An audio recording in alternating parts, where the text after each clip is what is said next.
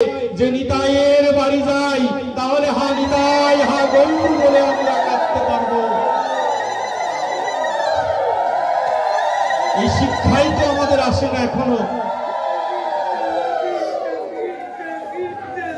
আমাদের দর্শনটা ছোট হয়ে আসছে। এই দর্শন যে সাবজেক্ট, সনাতন ধর্মের এই গ্রন্থ আদি সমস্ত কিছু দর্শন সাবজেক্ট, ফিলোসফি। আপনি দেখুন, হরি বলবো আর নয়ন ভরে হেরিব গো, হরি বলবো আর নয়ন ভরে হেরিব গো, আমি এমনি করে বৃন্দাবনে চলিব গো, হরি বলবো আর নয়ন ভরে হেরিব গো। এই দর্শনের জন্যই গুরু বাড়িতে আসতে হয়। তদ্রূপ ভক্ত শ্রেষ্ঠ অর্জুন গুরুদেবের বাড়িতে গিয়েছিলেন। সেই গুরুদেবের নাম হচ্ছে পরমেশ্বর ভগবান শ্রীকৃষ্ণ। কৃষ্ণের কাছে যখন আশ্রয় নেয়, আশ্রয় নেওয়ার আগে গুরু দ্রোণাচার্যের কাছে আশ্রয় নিয়েছিলেন এবং দ্রোণাচার্য একজন শ্রেষ্ঠ গুরু ছিলেন। কোন দর্শনে শিক্ষা দিচ্ছেন গুরুদেব? দ্রোণাচার্যের কাছে যখন অর্জুন যায়, অর্জুনের এই দ্রোণাচার্যের কাহিনীর মধ্যে দেখবেন মহাভারতে বর্ণনা করেছে যে 40 হাত গাছের উপরে একটি মাছ বাঁধা রয়েছে। ভক্তদের শিক্ষা দিচ্ছেন মাছের চোখের মধ্যে তীর মারতে হবে। মাছের চোখের মধ্যে তীর মারার কথা। 40 হাত উপরে একে একে দ্রোণাচার্য শিষ্যদেরকে ডাকছেন, একজন একজন করে আসছেন। বলছে কি দেখতে পাও গাছে? বলছে একটা মাছ দেখতে পাই। বলছে তোমাকে দিয়ে হবে না, আরো গভীরে যাও, এই শিক্ষা আপনাকে দিবে একজন সাধু। সেই জন্যই তো সাধুর কাছে যেতে হয়। সাধু না হলে এই দূরদর্শিতার শিক্ষা, এই দর্শন আপনাকে কেউ শিক্ষা দিবে না। দ্বিতীয় জন আসলেন, তুমি কে দেখতে চাও? বলেছে প্রভু আমি মাছও দেখতে পাই, আবার গাছের ডালে অনেক জীবজন্তু দেখতে পাই। বলছে তুমিও দূরে সরে যাও। একে একে সবাই সরে গেল। কেমন ছিল সেই মহাভারত? 40 হাত উপরে একটি মাছ বাঁধা, আর গাছের নিচে একটি পুকুর কাটা রয়েছে। সেই পুকুরের মধ্যে জল, সেই জলের মধ্যে মাছ দেখবে নিচের দিকে তাকিয়ে, আর ধনুক দিয়ে উপর দিকে ওই মাছের চোখের মধ্যে মারতে হবে। কত বড় শিক্ষা দিচ্ছেন দ্রোণাচার্য অর্জুনকে। অর্জুন শ্রেষ্ঠ যোদ্ধা একদিনে হয়নি। যখন অর্জুন ওই পুকুরের দিকে তাকিয়ে, জলের মধ্যে মাছের ছায়াটা পড়ছে, এখানে তাক করবে আর তীরটা মারবেন উপরে। এটা সহজ কোনো ভজন নয়। যখন সর্বশেষ একদম শিশু স্টুডেন্ট আমাদের ভগবানের, যিনি পরম ভক্ত শ্রী অর্জুন, যাকে দ্বিতীয় কৃষ্ণ বলা হয়, সেকেন্ড গড বললেও অর্জুনকে ভুল হবে না। সেই অর্জুনকে বললেন অর্জুন। অর্জুন পিছন থেকে উঠে আসে, শিশু বাচ্চা ছেলেটা উঠে এসে বললেন গুরুদেব। বলেছে কি দেখতে পাও? বলেছে প্রভু আমি তোমার চরণ ভিন্ন আর কিছু দেখতে পাই না, আমি শুধু গুরুদেব শ্রীপাদ পদ্ম দেখতে পাই, আমি আর কিছুই দেখতে পাই না। বলেছে তাই যদি হয় গুরুর চরণ স্মরণ নিয়ে তুমি এই যুদ্ধটা জয়লাভ করো, আমি চাই। গুরুদেবের আশীর্বাদ পেয়ে যখন পুকুরের দিকে তাকালেন, বলছে কি দেখতে পাও? বলছে আমি একটা চোখ দেখতে পাই। বলেছে ধীরে বৎস, আরো দৃষ্টি গভীরে নাও। এই যে ভজন করার জন্য মন্দিরে যাই, ধীরে মনটাকে আরো স্থির করুন।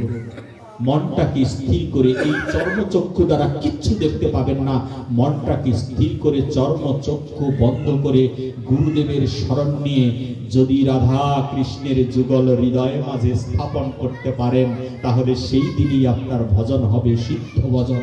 যেই ভজন করেছিলেন, আমি বিলিপি বলতে পারি, যেই ভজন করেছিলেন আমাদের নিত্যানন্দ খেপা, যে ভজন করেছিলেন ব্রজেন্দ্র গোস্বামী, ভজন যদি না করতেন 7 দিন আগে বলতে পারতো না যে আমার প্রাণ পাখি বেরিয়ে যাবে। এটা বলা সম্ভব নয়। আমার এখনই মৃত্যু হতে পারে, কিন্তু আমি জানি না। তাহলে আমি কিসের সাধু হলাম? সাধু চেনা যায় শুধুমাত্র মরণে। মৃত্যু সময় বোঝা যাবে উনি সাধু ছিল কিনা। আমাদের ইন্দ্রিয়রই তো ঠিক থাকে না। মৃত্যু সময় ইন্দ্রিয় কাজ করে না। মৃত্যু সময় গিয়ে বলে বলো কৃষ্ণ কৃষ্ণ, সে শুনতে পায় না, কৃষ্ণ শুনতে পায় না। কি করে সে কৃষ্ণ বলবে? মিষ্টি এনে মুখে দেয়, বলে ভালো লাগে না খেতে। কি আশ্চর্য ব্যাপার! ভালো লাগবে কি করে? কখনো তো দর্শনটা স্থির করিনি। তখন বলেছে আরো ধীরে অর্জুন, তোমার দর্শনটা আরো নিখুঁত ভাবে তুমি স্থাপন করো। তখন অর্জুন কেঁদে উঠে বললেন, প্রভু আমি দেখতে পেয়েছি। বলেছে কি দেখতে পেয়েছো? বলছে আমি দেখতে পেয়েছি পৃথিবী জোড়া একটা মাছের চক্ষু। এই মাছের চোখটা পৃথিবী জোড়া। যদি পৃথিবী জোড়া একটা চোখ দেখতে পায়, তাহলে তীরটা যেখানেই মারুক না কেন ওই মাছের চক্ষুর মধ্যেই গিয়ে লাগবে। আর আমি বলি আমার মতো মূর্খ, আমি বলি আমার দর্শন ছোট, আমি বলি এই মন্দিরটা আমার পাশের বাড়ির মন্দিরটার আমি বলি না। সেজন্য আমি সংকীর্ণ হয়ে আসছি। সেই জন্য আমি যেখানে যাই আমি বলি এখানে এসে আমাকে আপ্যায়নের কিছু নেই। আমি মনে করি তোমার এই মন্দির নয়, এই মন্দিরটাও আমার মন্দির। আপনার দর্শনটা আগে বড় করুন। দর্শন বড় না হলে তাহলে কোনোদিন কিচ্ছু লাভ করা সম্ভব নয়। যখন এই কথা বললেন, বলার সাথে সাথে বললেন এবার তোমার কর্মে তুমি যুক্ত হয়ে যাও। তীরটা মেরে দিলেন আর মাছের চক্ষুর মধ্যে গিয়ে কেটে গেল। কত বড় দর্শন আমাদেরকে দিচ্ছেন। তদ্রূপ শ্রীরাম বৃন্দাবন মাঝে শ্রীমতী রাধারানী শিক্ষা দিচ্ছেন যে কৃষ্ণ ভজন কি করে করতে হয়। এ ভজন তো সর্বনাশা ভজন। এ ভজন যে একবার করবে, এ ভজন যে একবার এই নয়নে একবার রাধা কৃষ্ণের যুগল দর্শনের কথা চিন্তা করবে, আর এই বদনে একবার যেজন হা কৃষ্ণ বলে ডাকবি, তাকেই তো কৃপা করে দিব। এ সারা আর কোনো পথই নেই। আপনি কৃপা পাবেন না, এটা হতে পারে না। এটা হচ্ছে শ্বাসের রোগ। শ্বাসের রোগটা কেন? সাধু সঙ্গে আমরা কেন আসবো? সাধু সঙ্গে আসার কারণ কিছুদিন আগে করোনা হয়েছে। করোনা ছিল শ্বাসের রোগ। করোনা রোগীর সাথে ছ লাগলেই আমার করোনা হয়ে যাচ্ছে। তদ্রূপ সাধু সঙ্গে এই জন্যই আমাদের আসতে হয়। এই সাধু সঙ্গ মাঝে যদি কোনো প্রেমিক ভক্ত থাকে, যদি কোনো ভাবক ভক্ত থাকে, যদি কোনো সিদ্ধ পুরুষ থাকে, তাকে দর্শন মাত্রই আমাকে ভাইরাসটা ধরে যাবে। আর সেই ভাইরাসটা যদি বদনে লালন করতে পারি, তাহলে গৃহে গিয়েও হা কৃষ্ণ বলে কাঁদতে পারবো। এই মহাপ্রভুর বৈষ্ণব সেবার শিক্ষা নন্দন আচার্যের গৃহ থেকে এসেছিল। এই নন্দন আচার্য নামক বৈষ্ণব, এই বৈষ্ণব গিয়েছিলেন শ্রীবাস অঙ্গনে মহাপ্রভুর সাথে। মহাপ্রভুর নিজের মুখে হরিনাম শ্রবণ করবে এবং হরিনামের আসরে গিয়ে ভক্ত পদধূলি গায়ে মেখে নিবে। সেই জন্য গিয়েছিলেন মহাপ্রভুর গৃহে। মহাপ্রভুকে লাভ করার জন্য মহাপ্রভুকে পেয়েছিলেন, কিন্তু পেয়েও শ্রীবাস অঙ্গনে থাকতে দিলেন না তাকে। নন্দনাচার্যকে বললেন, নন্দন শ্রীবাস দেখো তো এই গৃহে বেরসিক কে ঢুকেছে। বেরসিক ছাড়া সাধু সঙ্গে, বেরসিক ছাড়া কোনো ব্যক্তি আসলে সাধু সঙ্গে কিছু লাভ করার সম্ভাবনা নেই। সেই শ্লোক ভাগবতের মধ্যে বর্ণনা করেছে যে আপনাকে রসিক ভক্তের সঙ্গ করতে হবে, ভাবক ভক্তের সঙ্গ করতে হবে যদি কিছু লাভ করা যায়। সেই রসিক ভক্ত না থাকলে রসের ব্যাঘাত ঘটে যায়। সেই ব্যাঘাতটা যাতে না ঘটে সেই জন্য এই ব্যবস্থা করা হয়েছে। মহাপ্রভু বললেন, এখানে বেরসিক কেউ আসো, বেরসিক কেউ আসো এই শ্রীবাস অঙ্গনে, যে যার জন্য আমার হরিনামে আজকে প্রেম হচ্ছে না। অত লোকের মধ্যে নন্দন আচার্য গৃহের বারান্দার মধ্যে বসা, মহাপ্রভুকে দেখতে গিয়েছে। সেই বারান্দার মধ্য থেকে হাত উঁচু করে বললেন, মাধব তোমার এই আসনে যদি কেউ বেরসিক থাকে তাহলে একমাত্র নন্দন আচার্যই বেরসিক রয়েছে। নিজের দোষটা স্বীকার করা, বলেছে আমি হচ্ছি বেরসিক। সবাই মিলে ধরে নন্দন আচার্যকে ঘর থেকে বের করে দেওয়া হলো শ্রীবাস অঙ্গন থেকে। শ্রীবাস অঙ্গন থেকে নন্দন আচার্য বেরিয়ে যাচ্ছেন। ঘরের দরজার সামনে দাঁড়িয়ে একটুখানি ঘুরে বললেন, প্রভু শুনেছি তোমার নাম পতিত পাবন হরি। তুমি পতিতকে কৃপা করার জন্য নবদ্বীপে এসেছো। তুমি নিমাই রূপে মা যশোদার গৃহে এসেছো, এই বিশ্বম্বর রূপে তুমি এসেছো। তাহলে আমার প্রতি কেন তোমার কৃপা হলো না? কি হলে আমি তোমার কৃপা লাভ করতে পারি সেই বৈশিষ্ট্য ব্যাখ্যা আমাকে করো। তখন মহাপ্রভু নন্দনাচার্যকে ডেকে বললেন, নন্দনাচার্য যেদিন একটা বৈষ্ণবের সেবা দিতে পারবি সেই দিন তোকে আসতে হবে না, আমি তোর গৃহে গিয়ে তোকে কৃপা করে দিয়ে আসবো, তোকে আসতে হবে না। এই জন্য বলা হয়েছে বৃন্দাবন লীলা ছিল ভূমিতে ভূমিতে দৌড়াদৌড়ি, আর নবদ্বীপের লীলা হচ্ছে ভক্তের পদধূলি মাঝে গড়াগড়ি। এটাই হচ্ছে আমার এই নবদ্বীপের লীলা। এই জন্য আমরা বৈষ্ণব সভায় এসে থাকি। নন্দনাচার্য কেঁদে কেঁদে ওই গৃহ থেকে বেরিয়ে এসেছিলেন। শ্রীবাস বললেন, যদি রসিক ভক্তের সঙ্গ না করতে পারো তাহলে এই দিকে আর কোনোদিন ঘুরবে না। শ্রীবাসকে প্রণাম করে নন্দনাচার্য বললেন, বিদায় নিয়ে যাচ্ছি, তবে মহাপ্রভু আমায় বলেছে বৈষ্ণব সেবা দেবার জন্য আজকে থেকে আমি বৈষ্ণব সেবায় যুক্ত হয়ে যাব। প্রতিদিন নন্দনাচার্য যে বৈষ্ণব পেতেন তাকে নিয়েই সেবা দিতেন, যে বৈষ্ণব পেতেন তাকে নিয়েই তার গৃহে সেবা দিতেন। ওই আমার মতো করে বলি না, উনি আবার সাধু হলো কবে, উনি আবার বৈষ্ণব হলো কবে? কারণ আমার দর্শনটা তো ছোট, ছোট দর্শনের কারণে আমি সবাইকে দেখি চোর, আমি একা বাদে আমি একা সাধু, আর সবাই হচ্ছেন চোর। সেজন্য আমি বৈষ্ণব পাই না। আর আমার দর্শনটা যদি বড় থাকে তাহলে মনে করবো এই কুকুর বিড়ালটা হয়েও আমার গৃহে ভগবান কোনো না কোনো রূপে আসতে পারে, তাই ওকে একটু সেবা দেওয়ার ব্যবস্থা করে দেই। নন্দন আচার্য চলে গেলেন, গিয়ে সবাইকে সেবা দেয়, যাকে পায় তাকেই সেবা দেয়। ঘরটা পাটখড়ির বেড়া, ভাঙাচুরা একটা ঘর।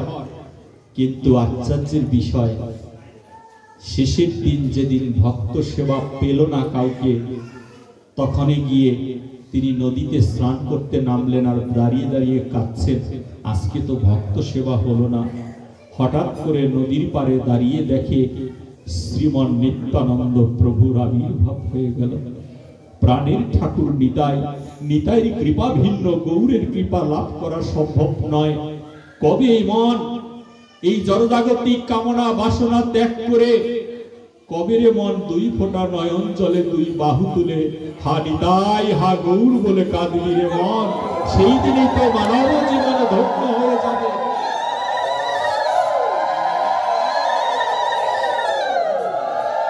যখন নিতাই দাঁড়িয়ে, তখন নিতাই গৌরের দেখা হয়নি। নিত্যানন্দ প্রভু নবদ্বীপের প্রথম যেদিন পদার্পণ করে সেদিন নন্দনাচার্যের ওই নদীর পাড়ে দাঁড়িয়ে বললেন, কে তুমি স্নান করছো? বলেছে, প্রভু আমার নাম নন্দন, আমি এক নরাধম। কারণ নিত্যানন্দ প্রভু তো সন্ন্যাসী ছিলেন, ওই সন্ন্যাসী রূপে দাঁড়িয়েছে। বলেছে আমি এক নরাধম। বলেছে তুমি নরাধম হওয়ার যাই হোক, তুমি কি নিমাইয়ের বাড়িটা চেনো? ওই গৌরের বাড়ি চেনো তুমি? বলেছে এই তল্লাটে গৌরের বাড়ি সবাই চেনে, কিন্তু প্রভু আপনি মনে হয় চিনবেন না। বলেছে কেন? বলেছে আপনি এই জন্য চিনবেন না, এই এলাকায় আপনি নতুন এসেছেন তো তাই আপনি চিনবেন না। যে সারা বিশ্ব অনন্ত বিশ্ব চিনে শাসন করে, সে আজকে বোকা সেজেছে ভক্তের কাছে। বলেছে আপনি চিনবেন না, তাহলে কি করতে হবে আমাকে? আপনি আমার সাথে আমার গৃহে চলেন। কত বড় ভাগ্য! এই বৈষ্ণব সেবা দিতে দিতে দিতে দিতে এই সামান্য ওই পাশের বাড়ির লোকটাকে আনে, ওই বাড়ির লোকটাকে আনে, ওই বাড়ির লোকটাকে এনে অমুক বাড়ির লোকটাকে এনে খাওয়ায়। না পেলে কুকুর বিড়ালের সম্মুখে গিয়ে খাবার দিয়ে বলে, আজকের জন্য তোমরাই আমার বৈষ্ণব, আমি প্রতিদিন বৈষ্ণব সেবা দিতে চাই। এই বৈষ্ণব সেবার প্রতি যদি মন না থাকে, রুচি না বাড়ে, তাহলে কোনো দিন ভগবানের কৃপা লাভ করা সম্ভব নয়। তখন বললেন, কৃপা করে তুমি আমার গৃহে চলো, আমার এই ভিজা কাপড়টা ছেড়ে দিয়ে আমি তোমাকে দেখিয়ে দিব নিমাইয়ের বাড়িটা কোন দিকে। নিত্যানন্দ প্রভু নন্দন আচার্যের পিছনে পিছনে ছুটলেন। এই নন্দন আচার্যকে জানার জন্য কয়েকটি গ্রন্থ সংগ্রহ করেও আমি পাচ্ছিলাম না। হঠাৎ করে বৃন্দাবনের এক ভক্ত আমাকে ফোন করে বললেন, বাবা আপনি খুব চিন্তিত? আমি বলেছি কিছুটা চিন্তিত। বলেছে কেন? আমি বললাম এই জিনিসটা আমি পাচ্ছি না বাবা। বলেছে আমার কাছে আছে। আমি পড়ে দেখলাম নন্দন আচার্য সত্য যুগের একজন মুনি ছিলেন। সেই মুনি একটি অভিশপ্ত হয়েছিলেন যে তিনি দরিদ্র একটা বাজে একটা জনিতে তার জন্ম হবে। বলেছে বাজে জায়গায় জন্ম হোক, তাতে কোনো দুঃখ নেই, কিন্তু কলির যুগে গিয়ে যেন আমি নিতাইয়ের কৃপা লাভ করতে পারি। এই বাসনা নিয়ে তিনি জন্ম নিয়েছিলেন। যখনই নন্দনাচার্যের গৃহে প্রভুকে নিয়ে গেলেন, তখন ওইদিকে মহাপ্রভু বললেন তার সকল পার্শ্বদকে, বলছে দেখতে আমারই মতো, একজন সাধু নবদ্বীপে এসেছে, ওই সাধুকে খুঁজে বের করো। কেউ তাকে খুঁজে পেল না, শ্রীমান নিত্যানন্দকে কেউ খুঁজে পাচ্ছে না। তখন গৌর বললেন, কেউ পাচ্ছ না? বলছে, না প্রভু, আমরা তো কেউ পেলাম না। তাহলে চলো আমার সাথে, আমি স্বপ্ন দেখেছি নিতাই এসেছে, নিতাইকে আনতে চলো। এ হেন আবির্ভাব আর কোনোদিন হবে না, কোন কল্পে হয়নি। দেবতারাও মনুষ্য কুলে জন্ম নিতে চেয়েছে, আজকে সেই দুর্লভ মানব জন্ম পেয়ে, কৃষ্ণ ভজন একটা দেহ পেয়ে এই জীবনটাকে ধ্বংস করে দিচ্ছি কামনা বাসনার সাথে যুক্ত হয়ে। বলি সবচেয়ে বেশি খারাপ কে? সবচেয়ে বেশি খারাপ আমার পাশের বাড়ির লোকটা, এই জন্য আমার মুক্তি হয় না। সবচেয়ে বেশি খারাপ কে? যেদিন বলতে শিখবো সবচেয়ে বেশি খারাপ আমি, কারণ আমাকে দিয়ে সাধু গুরু বৈষ্ণবের সেবা হয় না। এই জন্য মহাপ্রভু বলেছেন, ও রামানন্দ, বিদ্যা হতে কোন বিদ্যা সার? রায় কহে কৃষ্ণ ভক্তি বিদ্যা বিনা বিদ্যা নাহি আর। বলেছে রামানন্দ, বিরহ হতে কোন বিরহ সার? রায় কহে বৈষ্ণব বিরহ বিনা বিরহ নাহি আর। একমাত্র বৈষ্ণবের বিরহই হচ্ছে বিরহ। অথচ আপনার পাশের বাড়িতে যদি একটা বৈষ্ণব থাকে আর তাকে যদি আপনি অহংকারী ভাবেন, তাহলে কোনোদিন আপনার বৈষ্ণব সেবার সাঙ্গ হবে না।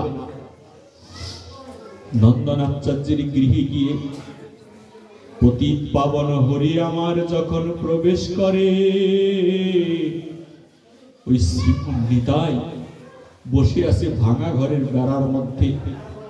বসে থেকে তিনি ধ্যানস্থ হয়ে আছেন, কারণ উনি সন্ন্যাসী ছিলেন তো সব সময় ধ্যানের মধ্যেই থাকতেন। সন্ন্যাসী ধ্যানে বসে আছে, খালি বিছানার মধ্যে বসে আছে, কিচ্ছু নেই, বসতে দেবার মতো কিচ্ছু নেই। নন্দনাচার্য চতুর ভক্ত বলে নন্দনাচার্য দৌড় দিয়ে রান্নাঘরে চলে যায়। রান্নাঘরে হাড়ির মধ্যে হাত দিয়ে দেখে 10 থেকে 20টা মাত্র চাল আছে, গনা যাবে, এই কটা চাল আছে। বলেছে, এই কটা চাল দিয়ে কি করে আমি সাধুর সেবা দিব? সে তো জানে না যে নিতাই, নিতাইকে তো চিনেনি সে, কি করবে? ওই কটা চাল নিয়েই তিনি গিয়ে হাড়ির মধ্যে বসিয়ে দিলেন। এবার উনুনে তো আগুন দিতে হবে, আগুন কোথায় পাবে? আগুন খোঁজার জন্য যখন এদিক সেদিক ছোটাছুটি করছেন, বলেছে, আজকে বোধহয় আমার বৈষ্ণব সেবা দেওয়া হবে না। নন্দনাচার্য বললেন, প্রভু তুমি বলেছো বৈষ্ণব সেবা দিতে, আগুনও জ্বালাতে পারছি না, এই বৈষ্ণবকে কি করে আমি প্রসাদ দিব? যখন এমনি করে হতাশ হয়ে যখন তিনি রান্নাঘরে দ্বিতীয়বার প্রবেশ করে, দ্বিতীয়বার রান্নাঘরে গিয়ে দেখে স্বয়ং অন্নপূর্ণা ধাউ ধাউ করে আগুন জ্বালিয়ে প্রসাদ তৈরি করে দিচ্ছে। অন্নপূর্ণাকে দেখে বলল, মা তুমি কৃপা করে এই অধমের ভাঙা ঘরে। বলেছে, আমি তোর গৃহে প্রতিদিনই থাকি রে, আমি তো বৈষ্ণবের গৃহে থাকি, যেই গৃহে প্রসাদ তৈরি হয় সেই গৃহে অন্নপূর্ণা আমি স্থাপন হয়ে আছি, আর আমাকে তোরা খুঁজে পাস না। হঠাৎ করে ভাঙা ঘরের দরজার মধ্যে নক করা হলো। নক করার সাথে সাথে নন্দনাচার্য দৌড় দিয়ে সামনে গিয়ে বললেন, অন্য দিন অনেক পাওনাদাররা নক করে, কিন্তু শব্দটা এমন নয়। যখন এই নক করে ওই ঘরের ঝাপটা বেড়াটা যখন খুললেন, পাটখড়ি দিয়ে ঝাপ বানানো দরজা, সেই দরজাটা যখন খুললেন, খুলে তাকিয়ে দেখে পতিত পাবন হরি শ্রীমান চৈতন্য মহাপ্রভু দাঁড়িয়ে আছে ভক্তবৃন্দদেরকে নিয়ে। বলছে, আমি এসেছি রে, গৃহটা খুলে দে, আমি যে বৈষ্ণব দর্শনের জন্য এসেছি। বলেছে, প্রভু এই গৃহে তুমি কি করে আসলে? আমি কি এমন কাজ করেছি? বলছে, তোর কাছে একটা জিনিস চাইতে এসেছি। বলেছে, কি চাস নন্দন বল। নন্দনকে বলছে, আমি তোর কাছে চাইতে এসেছি মহাপ্রভু নিজে। নন্দন বলছে, প্রভু আমার কাছে তো কিছুই নেই, আমি তোমাকে কি দিব? বলছে, একটা জিনিস তোকে আজকে আমাকে দান করতে হবে। বলেছে, কি সেই জিনিস? বলছে, কৃপা করে 2 বাহু তুলে বদনে একবার হরি বলে ডাক, তাহলে এই হরির কৃপা লাভ হয়ে যাবে।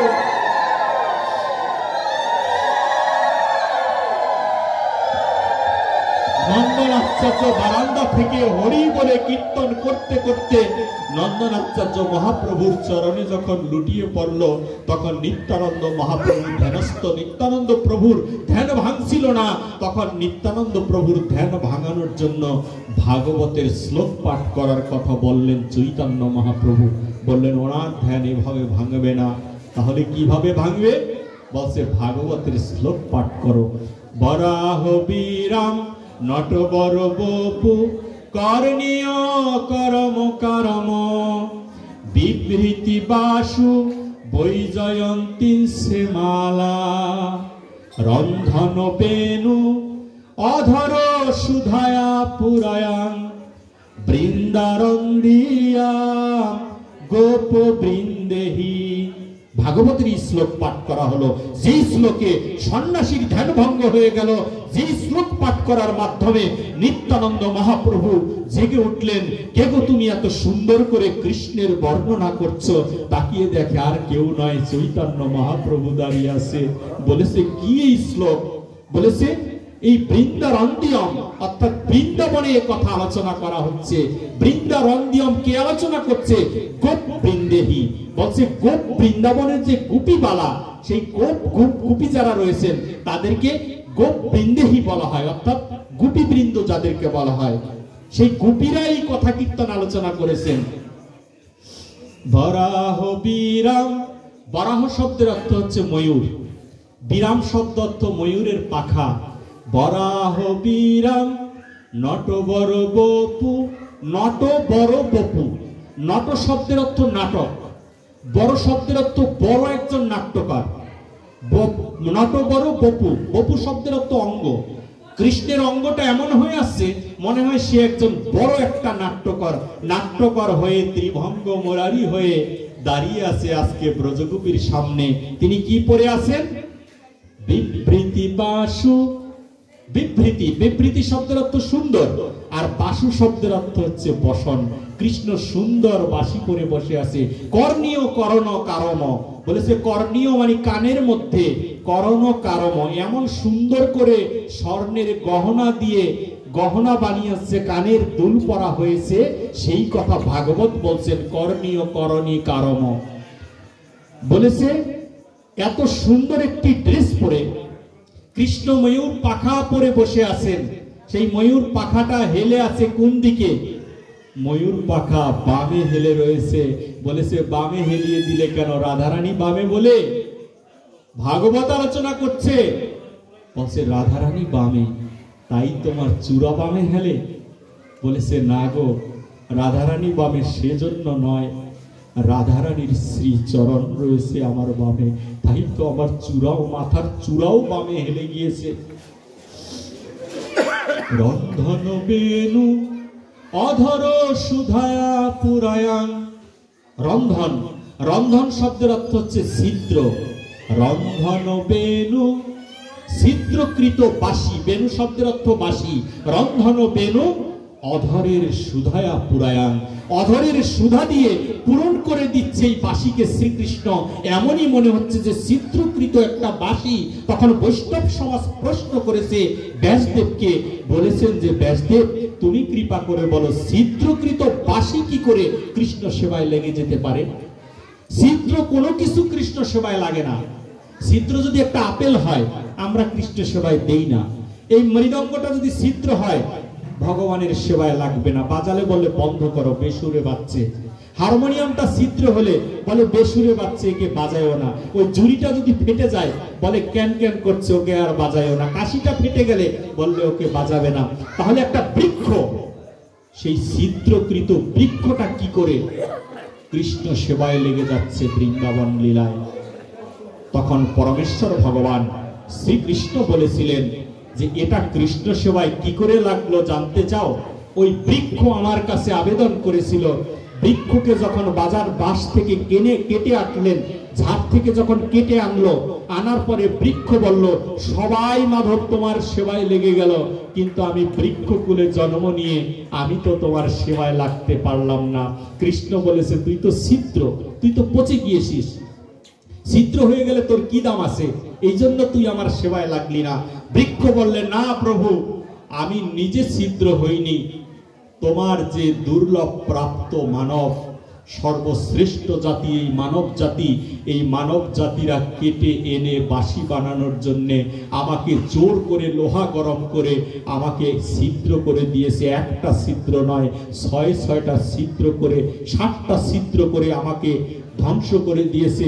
সেজন্য আমার দোষ কি? তখন পরমেশ্বর ভগবান বলেছিলেন, তোর দোষ তুই যেহেতু স্বীকার করেছিস তুই ছিদ্র, তাই তোকে আমি কৃপা করে আশীর্বাদ দিয়ে দিলাম। যখন এই বৃন্দাবন লীলায় শ্রীমতী রাধারানীর সাথে লীলা করব, সেই দিন অধরের সুধা দিয়ে তোকে আমি পূরণ করে দিয়ে দিব। সেই জন্য মহাপ্রভু এসেছিলেন, বিভিন্ন যুগে যুগে বিভিন্ন অবতার এসেছেন, তাদের হাতে কিছু না কিছু থাকে। রামচন্দ্র এসেছেন, রামচন্দ্রের কাঁধে ধনুক ছিল। শ্রীকৃষ্ণ এসেছেন, শ্রীকৃষ্ণের হাতে বাঁশি ছিল। আর চৈতন্য মহাপ্রভু এসেছেন দুই বাহু তুলে। বলেছেন, দুই বাহু তুলে তুমি কেন এসেছো? বলেছে, তোমাদের দোষটা স্বীকার করো, তুমি যে মার্ডার করছো, এই পৃথিবীতে যে ধ্বংসাত্মক কর্মকাণ্ড চালাচ্ছ, এই জন্য অন্তত পক্ষে দুই বাহু তুলে বলো আমি অপরাধী, আমাকে তুমি একবার কৃপা করো প্রভু। এই শিক্ষা আমার মহাপ্রভু দেয়। রন্ধন বেনু অধরের সুধায়া পুরায়া, বলছে অধরের সুধা দিয়ে পূরণ করছে। যখনই এই শ্লোক পাঠ করলেন, পাঠ শোনার সাথে সাথে আমার শ্রীমান নিত্যানন্দ প্রভুর ধ্যান ভঙ্গ হয়ে গেল। নিতাইয়ের ধ্যান ভঙ্গ হওয়ার সাথে নিতাই গৌরকে জিজ্ঞেস করছেন, তুমি কে? অর্থাৎ মহাপ্রভুকে দেখে তো চেনা যায় না, কারণ কৃষ্ণ তো এমন ছিল না। এ হেন ছিন্ন বসন পরে কোনোদিন কোনো যুগে কোনো কল্পে কেউ আসেনি এই পৃথিবীতে। এত কৃপা কোনোদিনে হয়নি। সেই কৃপা করার জন্য ছিন্ন বসন পরে মহাপ্রভু একটা গৃহস্থের ঘরে এসেছেন। মহাপ্রভু ছিন্ন বসন পরে দাঁড়িয়ে তখন নিতাই জিজ্ঞেস করলেন, কে তুমি? তখন বলেছে, দাদা আমায় তুমি চিনতে পারোনি? বলেছে, না, আমি চিনতে পারলেও এই জগৎবাসীকে দেখাতে চাই তুমি কে। তৎক্ষণাৎই চৈতন্য মহাপ্রভু বৃন্দাবনের কৃষ্ণ রূপ ধারণ করে দাঁড়িয়ে রইলেন।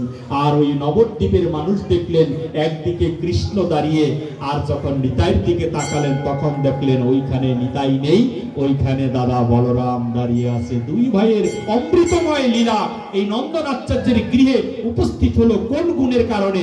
কারণ নন্দনাচার্য বৈষ্ণব সেবা দিয়েছিলেন। এই এত বড় শ্রেষ্ঠ হচ্ছে বৈষ্ণব সেবা। সেই বৈষ্ণব সেবার জন্য মন কাঁদে না। বলে কি প্রেম করি? বলছে কিসের প্রেম করো? বলছে ওই যে আমি একটা মেয়ের সাথে প্রেম করি, আমি আমার স্বামীর সাথে প্রেম করি। মৃগলোকে হেন প্রেম কোথাও খুঁজে পাওয়া যাবে না।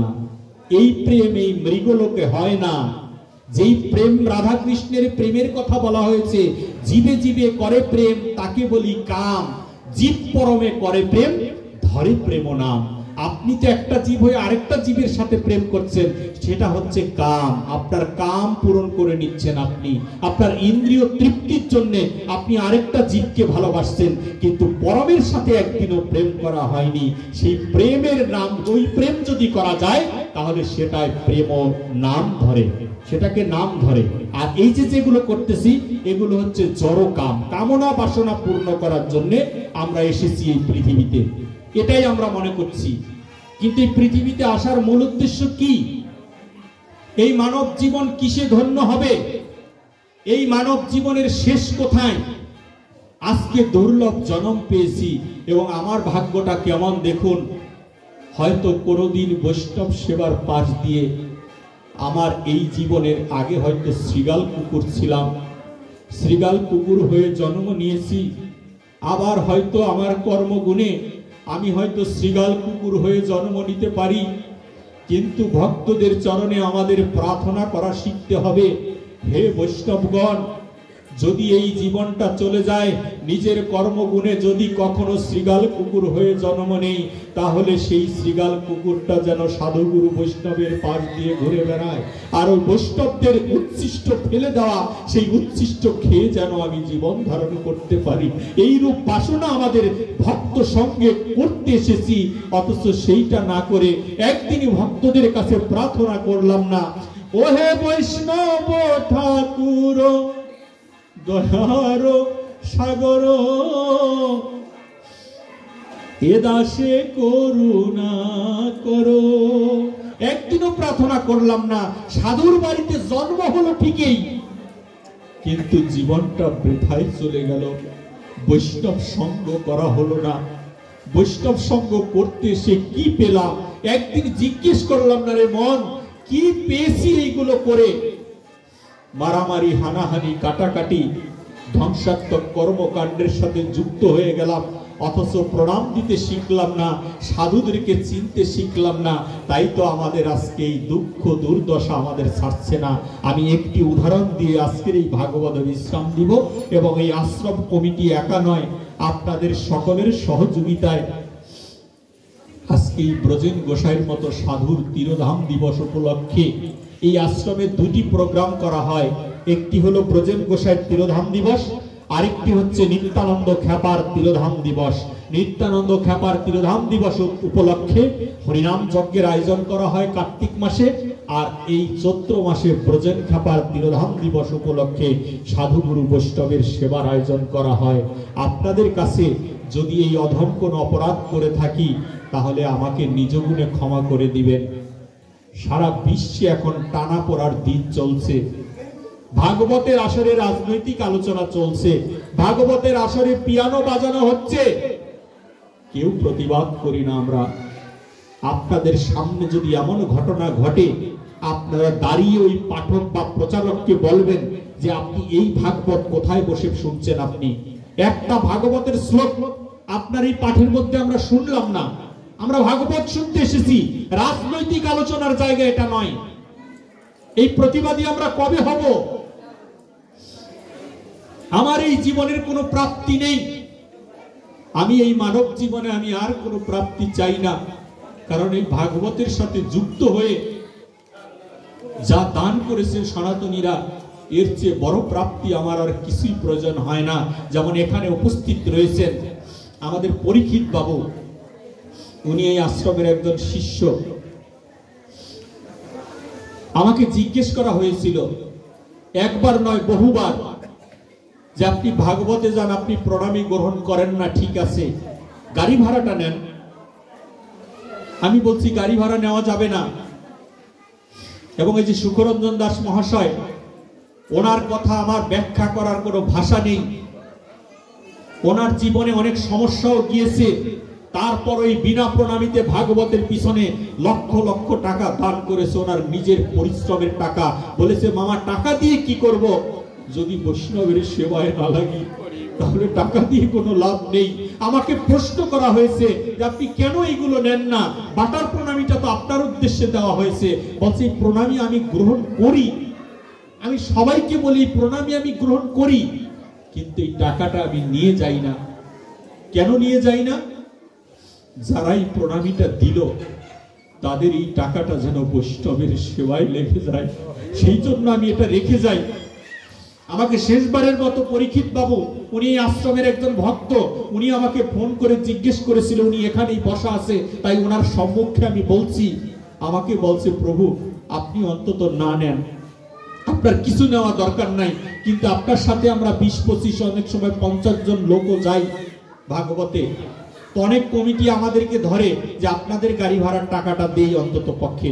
আমি বলছি এই টাকাটা আপনারা নিতে পারবেন, ওই টাকা যে টাকা দিয়ে আপনারা গাড়ি ভাড়া দিয়ে যান ওই টাকাটা আপনারা নিতে পারবেন, কিন্তু ওই যেখানে ভাগবত হবে আমার সেইখানে পরিচয় দিতে পারবেন না যে এই গোসাই বা ওনার সাথে আমরা এসেছি, এই পরিচয় দেওয়া যাবে না। তাহলে আপনারা নিবেন। বলছে কেন আপনি এত তিক্ততা আপনার মধ্যে? আমি বলেছিলাম ভগবানের কৃপায় আমার ঘরে 2টি সন্তান আছে, আমাকে 2টি সন্তান দান করা হয়েছে, 2টি মেয়ে সন্তান। বড় মেয়েটা বৃন্দাবন ভ্রমণ করেছে 7 বছরে, এবং 9 বছরে এই আশ্রম থেকে তাকে দীক্ষার মন্ত্র দেওয়া হয়েছে। ছোট মেয়েটা কেবল 7 বছর রানিং। আশা করি আর 1 থেকে 2 বছরের মধ্যে ওকে আমি গুরু গৃহে পাঠানোর চেষ্টা করব, যদি গুরুর কৃপা হয়। শিশু থেকেই ধরিয়ে দেন না, দেখবেন হয়ে গেছে। এখনো পর্যন্ত আমরা সেই শিক্ষায় শিক্ষিত হইনি, তা আমাদের সন্তানেরা আমাদের গলায় পাড়া দিবে না, কি করবে? তখন এই পরীক্ষিত বাবুকে আমি ফোনে বলেছিলাম যে আমার ঘরে 2টি সন্তান আছে, ওদের পিছনে আমার টাকা ইনভেস্ট হচ্ছে প্রতিদিন প্রায় 2 থেকে 3 হাজার টাকাও যায়, এমন মাসও যাচ্ছে এই বাচ্চাদের পড়ানোর জন্য। কিন্তু এই বাচ্চার কাছ থেকে আমি হয়তোবা কোনো রিটার্ন পাবো না, কারণ যে কলির যুগ পড়েছে এই মেয়ে বাচ্চা আমার, ওরা হয়তো আমাকে না বলে আমার কপালে লাথি মেরে অন্য কারো সাথে চলে যেতে পারে ইজ্জত নষ্ট করার জন্য। আবার লাখ লাখ টাকা ওদের পিছনে ইনভেস্ট হয়ে গেছে, আপনাদেরও হয়েছে, প্রত্যেকটা সন্তানের পিছনে। কিন্তু কি রিটার্ন পেয়েছি আমরা? সন্তানের কাছ থেকে আমরা কি পেয়েছি? কতটুকু পেয়েছি? তাই বলে সন্তানকে ত্যাগ করব না, এটা আমার দায়িত্ব, কিন্তু এটাই যেন শেষ কথা নয়। আমি ওনাকে বলেছিলাম, যেদিন থেকে ভাগবতের কিঞ্চিত পরিমাণ পদার্পণ করার চেষ্টা করেছি, সেদিন থেকে আমি মনে করে নিয়েছি এই ভাগবত আমার আরেকটা সন্তান, এবং 3টা সন্তানের পিতা যদি আমি হতে পারি, এই ভাগবত নামক সন্তান সারা বিশ্ব ব্রহ্মাণ্ডের যত বৈষ্ণব আছে সেই বৈষ্ণবদের চরণে আমাকে বিনা প্রণামিতে বিক্রি করে দিয়েছে। এজন্য এর কাছে কিছু চাওয়া যায় না। ভগবান মহাপ্রভু বলেছেন, নজনন নধনন ন কবিতা সুন্দরী বা জগদীশ্বর কাময়ে জন্ম জন্মনেশ্বরী ভবতই অহিতকিতই। মহাপ্রভুর নিজের মুখের শ্লোক বলেছেন, জনমে জনমে কিছুই চাই না, জন চাই না, ধন চাই না, নজনন নধনন ন কবিতা সুন্দরী। বলেছে সুন্দরী রমণীও চাই না, ধন চাই না, জন চাই না, সুন্দরী রমণী চাই না। মহাপ্রভু বলছেন, বা বাসুদেব কাময়ে। প্রভু বললেন, হে বাসুদেব, তোমাকেও কামনা করি না। এ কোন ভজন দিয়েছে সে আমাদের, যে ভজন বলে বাসুদেবকে কামনা করে না, ভগবানকে কামনা করে না। এই ভজন বাসুদেব কাময়ে, বাসুদেব তোমাকেও কামনা করি না। বলেছে, তাহলে তুমি কি চাও? বলেছে, এক জনম নয়, জনমে জনমে ভবতই অহিতিকিতই। এক জনম নয়, জনমে জনমে যতবার পৃথিবীতে আসি ততবার যেন তোমার ভক্তের দাসের অনুদাসের সেবা করতে পারি।